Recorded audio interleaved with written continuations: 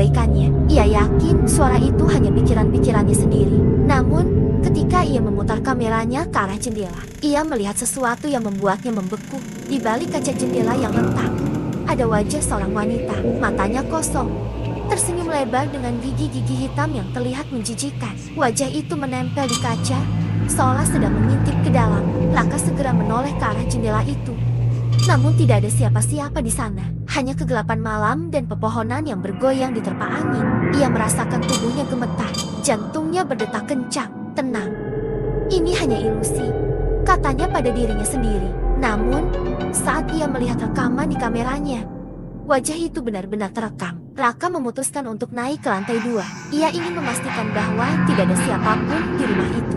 Dengan membawa senter, ia menaiki tangga yang berderak di setiap langkahnya. Lantai 2 lebih gelap dan terasa lebih dingin. Ada 3 kamar di sana, semuanya dengan pintu setengah terbuka. Raka memasuki kamar pertama. Isinya hanya perabot tua yang sudah lapuk dan jendela besar yang kacanya pecah. Ketika dia memeriksa kamar kedua, dia menemukan sebuah kotak kayu kecil di atas meja. Kotak itu terkunci, namun ada ukiran di tutupnya.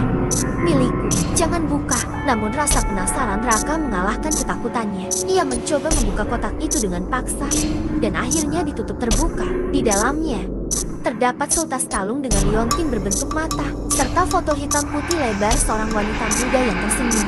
Saat ia memegang foto itu, angin kencang tiba-tiba berhembus dari arah jendela. Meskipun jendelanya tertutup, suara tawa lembut terdengar, diikuti oleh langkah kaki cepat yang berlari di koridor. Raka segera keluar dari kamar, namun koridor itu kosong.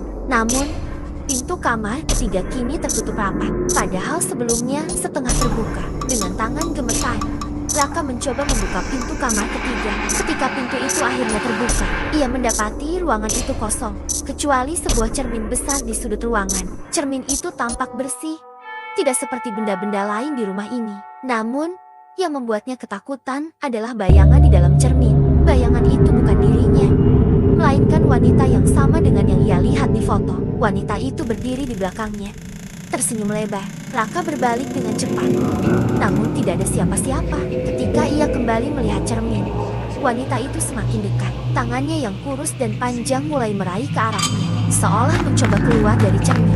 Raka panik dan berlari ke bawah.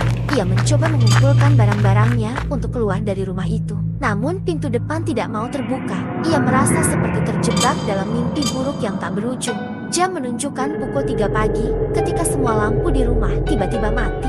Kegelapan total hanya diterangi oleh sinar bulan yang masuk melalui jendela.